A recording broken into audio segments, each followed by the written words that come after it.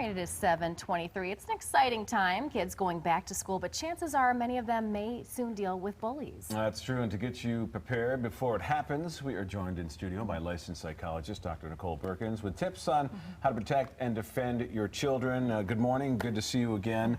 I guess one of the things is, say your kid comes home from school, if it starts today and already the bullying has started, and as a parent, where do you start in order to kind of correct this? Yeah, I think the first thing is to be really open with your kids, be a good listener, ask questions about what's going on, make sure that they feel like they can come to you with those things, and then talk with them about the situation to understand the details.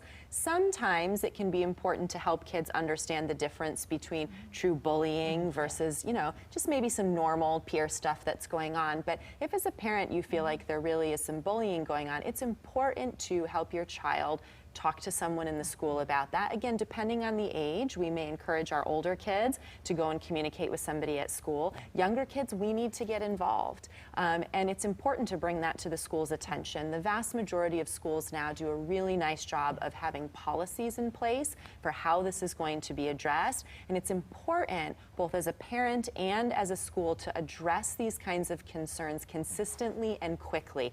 Ignoring, which sort of used to be kind of what happened, I think, when we were in school, like, oh, just deal with it. That no longer is the case. We know that doesn't work. And so parents need to bring those concerns to the attention of the school and work with either the principal, the guidance counselor, sometimes even higher level administration if that's needed, to really make sure that the concern is getting addressed, because all kids deserve to feel safe and welcome and comfortable in their school environment. Now, sometimes at school, other kids can see the bullying taking place, but what about when it's online, when it's done, between two people, it's in secret? How do you even, find out about that? That's right, and I think that's where parents need to be really aware of what their kids are doing online, which doesn't mean necessarily as they get older scrutinizing every text and things like that, but monitoring kids' behavior around that. When you start to see that your preteens and teens are maybe, getting more depressed, more anxious, more isolating themselves, looking at, hey, what's going on? Who are you talking to? What's happening there? And digging into that. And again, bringing those concerns, if it's related to another child at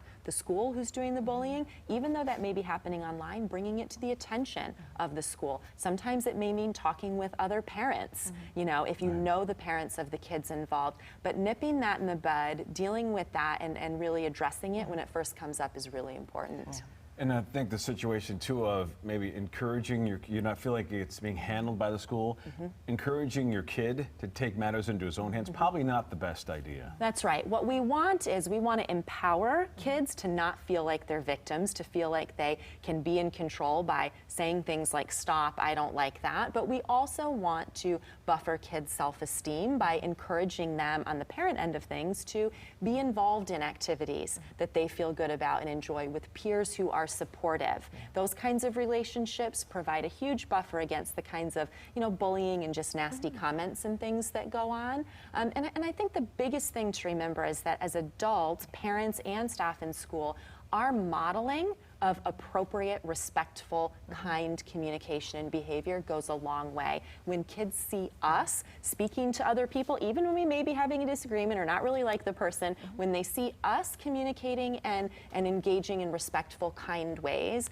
that really sets a model for them that then they can carry over and use. All right, perfect. Well, thank you so much. Thank you. Appreciate all these wonderful tips. Sure. All right, guys, 7:27.